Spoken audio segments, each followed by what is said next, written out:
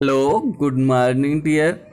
आज मैं आप लोगों के समक्ष एक नई अच्छी मज़ेदार कहानी के साथ प्रस्तुत हूँ। इस कहानी का नाम है खर्राटे।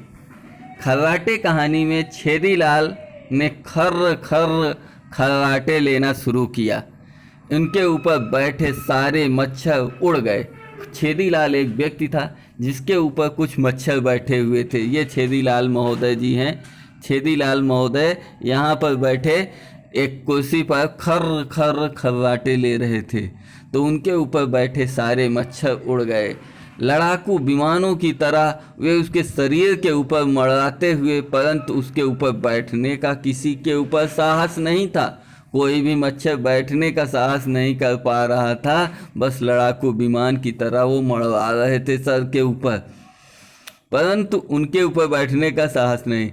नाक के छेदों के छोटा होने के कारण सांस खींचते समय भिन्न भिन्न प्रकार का खर्र खर्र स्वर उत्पन्न होता, और सांस लेने व छोड़ने से तोंद का, पेट जो होता है, तोंद का ऊपर जाना और पुनः नीचे गिरना मक्खी मच्छर को भयभीत कर रहा था। कुछ मच्छर यह देखकर भाग खड़े हुए और आ गए मेरा खून पीने। इसके बचाव में मैं भी नकली खर्राटे भरने लगा। किंतु कब तक? मैं नकली खर्राटे कब तक भर सकता था?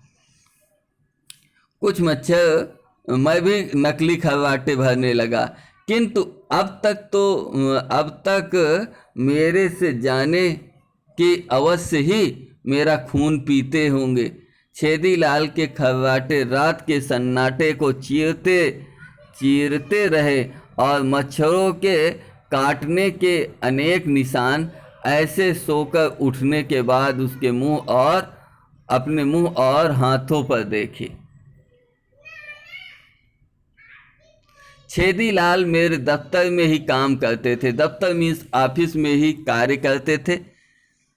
दफ्तर में उन्हें कोई महत्वपूर्ण फाइल नहीं दी जाती थी, कोई इम्पॉर्टेंट कार्य उन्हें नहीं दिया जाता था, क्योंकि उन्हें सो ही जाना था। उनके सामने फाइल खुली नहीं कि उनके दिमाग की खिड़की ही बंद हो जाती थी। मैं भी उन्हें जगा कर बताता हूँ, यह ऑफिस है, आपके खर्राटे ने टाइप करना शुरू कर दिया है। ऑफिस में खर्राटे ने टाइप करना।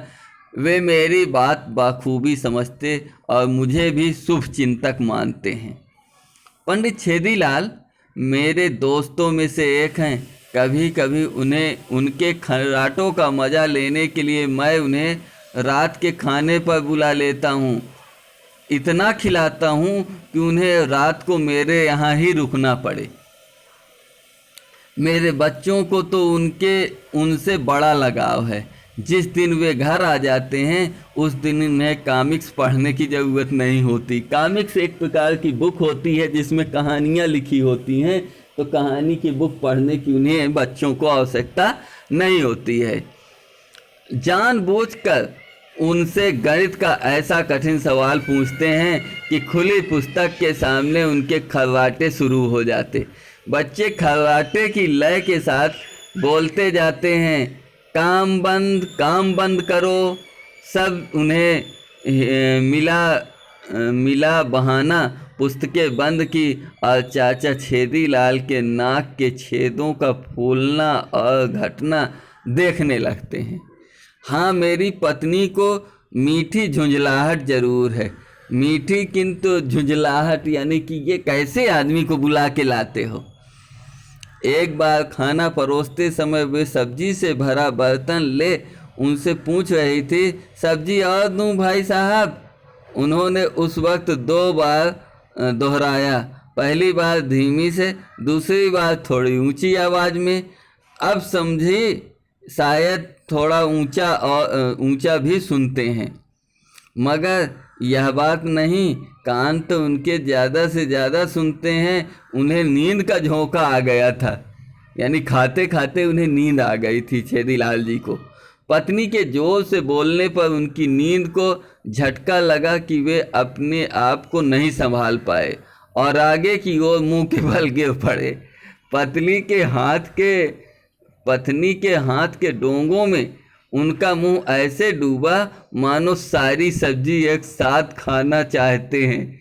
बच्चों को हंसी छूट गई। मैंने उन्हें असभ्यता के साथ डांटा और छेदी लाल जी को उठाकर बाथरूम में मुंह धुलवाने ले गया कि चलिए आप हाथ मुंह धुल लीजिए। और सब्जी के छींटों से पत्नी की साड़ी खराब हो गई। वैसे तो घर में सूती और पुरानी साड़ी पहनती हैं, पर जब कोई मेहमान आ जाता तो नई और महंगी साड़ी पहन लेती थी।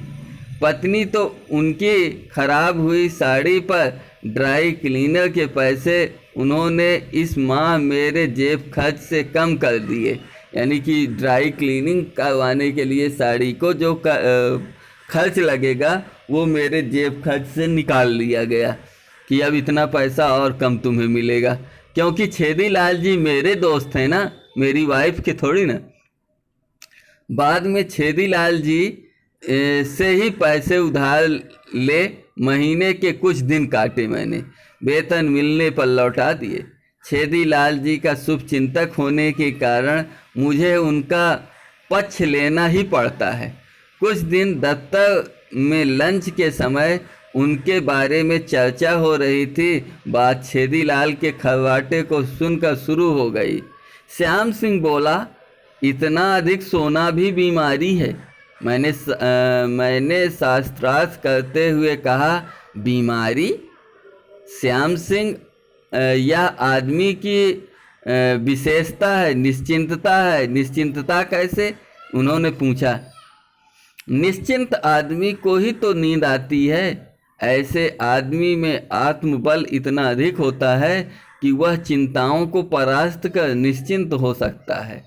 मैंने पुनः उन्हीं से कहा, तुम क्यों नहीं निश्चिंत हो सो लेते? दूसरों का समर्थन पाने के लिए मैंने सभी से पूछा, क्यों भाई, चिंता करने वाले की नींद रात में कई बार नहीं खुलती? भूदेव गुप्ता इस बात को जानते थे। तुरंत बोल उठे, गोपाल भाई तुम ठीक कहते हो। जब तक मेरी बेटी की शादी नहीं हुई मेरा भी यही हाल था। अब तो मैं निश्चिंत सोता हूँ। कभी कभी उसकी ससुराल वालों की दहेज की बातें याद आती हैं तो पुनः चिंता घेर लेती है। मैंने दुखती नब्ज पर हाथ रखा और श्याम सिंह की ओर मुड़ा। क्यों श्याम सिंह, अब इसे बीमारी कहोगे या निश्चिंतता? श्याम सिंह थोड़ा खिसिया गया, यानी झुंझला गया। उसने खिसियाने के अंदाज में मैं समझा कि वह मेरी बातों में आ गया है। मैं अपनी जीत पर गर्व करने लगा, पर मेरा तर्क गलत था। छेदी लाल का अधिक सोना निसंदेह एक बीमारी है। निश्चिंतता का खर्राटा से कोई संबंध नहीं है। मैं निश्चिंतता का तर्क देकर छेदी लाल का पक्ष लिया था। उपस्थित चर्चा में लीन सभी लोग सामाजिक समस्याओं से बुरी तरह झुलसे थे। किसी को बेटी के ब्याह की, किसी को बेटे की नौकरी की, किसी को घर के खर्चों की चिंता थी। अतः निश्चिंतता का तर्क उनके सिर चढ़कर बोला और मैं अविजित होकर, बिना हारे हुए अविजित हुए विजयी घोषित हो गया। 2 बज रहे थे। सभी अपनी अपनी मेज़ों की ओर चल दिए। मैं उस कोने की ओर बढ़ा जहाँ से छेदी लाल के खर्राटे की आवाज़ आ रही थी। इस प्रकार से छेदी लाल जी ने यहाँ पर इस कहानी में सभी लोगों का निसंदेह एक बहुत ही मनोरंजन किया होगा। आप सभी लोग अपनी चिंता के समय में निश्चिंत होने के लिए इस कहानी को पढ़ करके अपने आप को निश्चिंत कर सकते हैं। जय हिंद, वंदे मातरम।